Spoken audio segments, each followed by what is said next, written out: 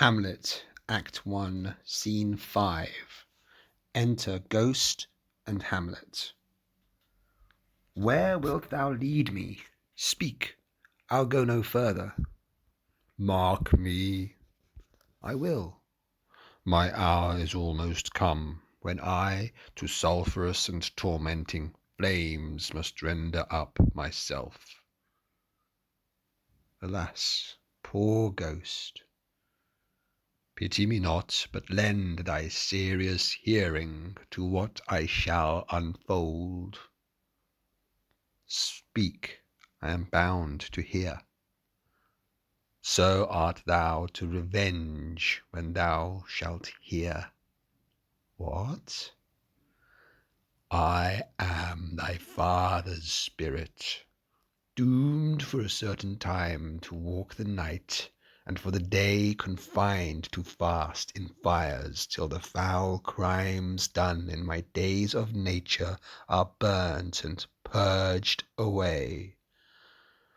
But that I am forbid to tell the secrets of my prison house, I could a tale unfold whose lightest word would harrow up thy soul, freeze thy young blood, make thy two eyes like stars start from their spheres, thy knotted and combined locks to part, and each particular hair to stand on end like quills upon the fearful porpentine. But this eternal blazon must not be to ears of flesh and blood. List, list, oh list, if thou didst ever thy dear father love. O God! Revenge his foul and most unnatural murder. Murder? Murder most foul, as in the best it is, but this most foul, strange, and unnatural. Haste me to know it, that I, with wings as swift as meditation or the thoughts of love, may sweep to my revenge. I find thee apt, and duller shouldst thou be than the fat weed that roots itself in ease on Leith wharf, wouldst thou not stir in this. Now, Hamlet, hear. 'Tis given out that sleeping in my orchard a serpent stung me. So the whole ear of Denmark is by a forged process of my death rankly abused. But know, thou noble youth, the serpent that did sting thy father's life now wears his crown. Oh, my prophetic soul, my uncle! Ay, that incestuous, that adulterate beast, with witchcraft of his wit, with traitorous gifts, O wicked wit and gifts that have the power so to seduce one to his shameful lust the will of my most seeming virtuous queen. O Hamlet, what a falling off was there! From me, whose love was of that dignity that it went hand in hand even with the vow I made to her in marriage, and to decline upon a wretch whose natural gifts were poor to those of mine. But virtue, as it never will be moved, though lewdness caught it in a shape of heaven, so lust, though to a radiant angel linked, will sate itself in a celestial bed and prey on garbage. But soft, methinks I scent the morning air. Brief let me be.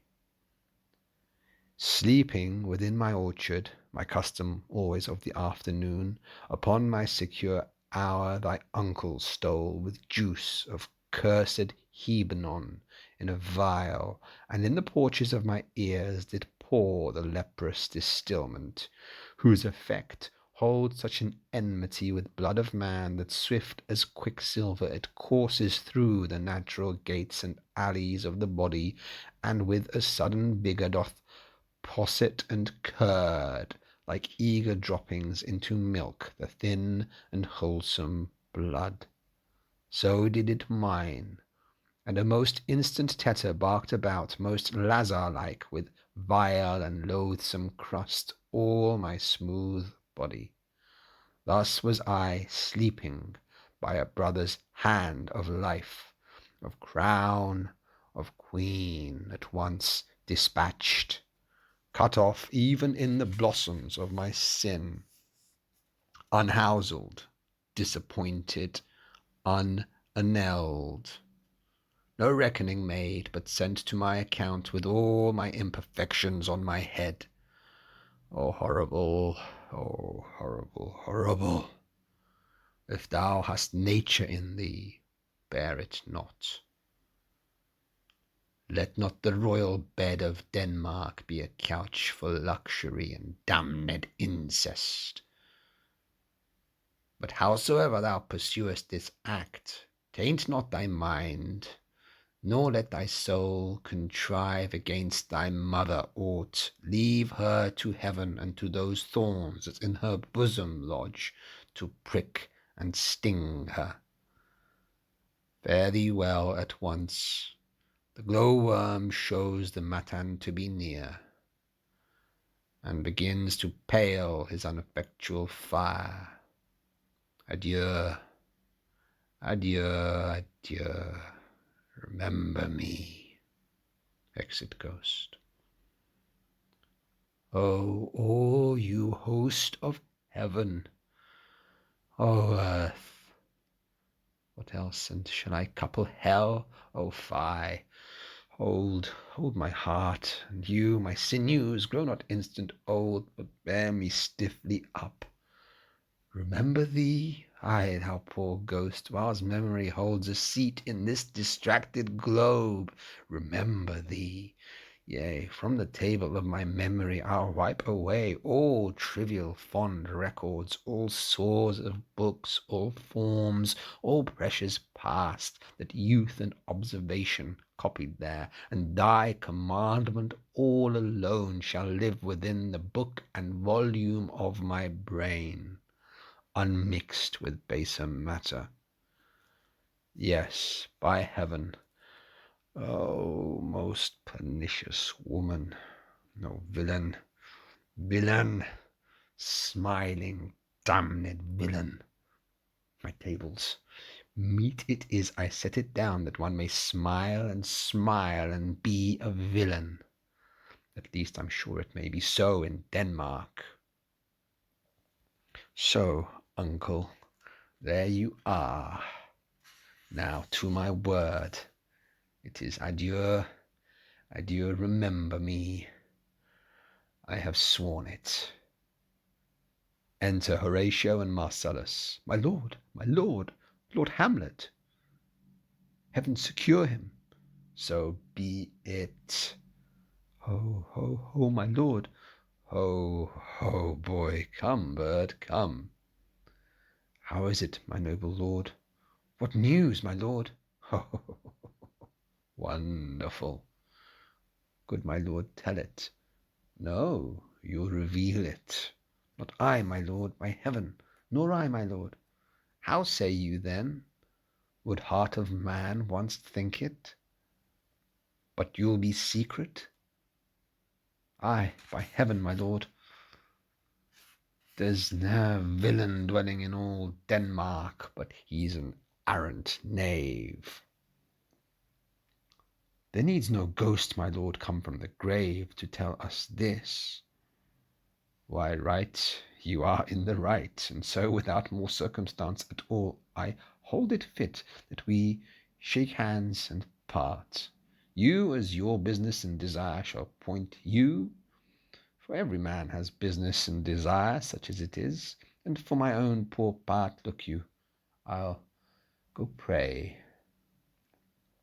These are but wild and whirling winds and words, my lord. I'm sorry they offend you, heartily. Yes, faith, heartily. There's no offence, my lord. Yes, by St. Patrick, but there is, Horatio, and much offence too. Touching this vision here, it is an honest ghost, that let me tell you, for your desire to know what is between us, overmaster it as you may. And now, good friends, as you are friends, scholars and soldiers, give me one poor request.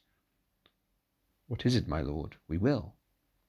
Never make known what you have seen tonight. My lord, we will not. Nay, but swear it. In faith, my lord, not I, nor I, my lord, in faith. Upon my sword. We have sworn, my lord, already. Indeed, upon my sword, indeed. Ghost cries under the stage, swear. Boy, sayest thou so? Art thou there, true penny? Come on, you hear this fellow in the cellar edge. Consent to swear. Propose the oath, my lord. Never to speak of this that you have seen. Swear by my sword. Ghost beneath. Swear. Hic et ubique. Then we'll shift our ground. Come hither, gentlemen, and lay your hands again upon my sword, and swear by my sword, never to speak of this that you have heard. Ghost beneath. Swear by his sword. Well said, old mole. Canst work in the earth so fast, a worthy pioneer. Once more remove, good friends. No, you... Oh, day and night, but this is wondrous strange. And therefore, as a stranger, give it welcome. There are more things in heaven and earth, Horatio, than are dreamt of in your philosophy. But come, here, as before, never, so help you mercy, how strange or odd soever I bear myself, as I perchance hereafter shall think meet to put an antic disposition on, that you at such times seeing me never shall with arms encumbered thus, or this head shake, or by pronouncing of some doubtful phrase as well, well, we know, or we could, and if we would, or if we list to speak, or there be, and if they might, or such ambiguous giving out to note that you know aught of me. This not to do, so grace and mercy at your most need help you swear. Ghost beneath. Swear. Rest, rest, perturbed spirit. So, gentlemen, with all my love, I do commend me to you, and what so poor a man as Hamlet is may do to express his love and friending to you, God willing, shall not lack. Let us go in together and still your fingers on your lips, I pray. The time is out of joint. O cursed spite that ever I was born to set it right. Nay, come. Let's go together. Excellent.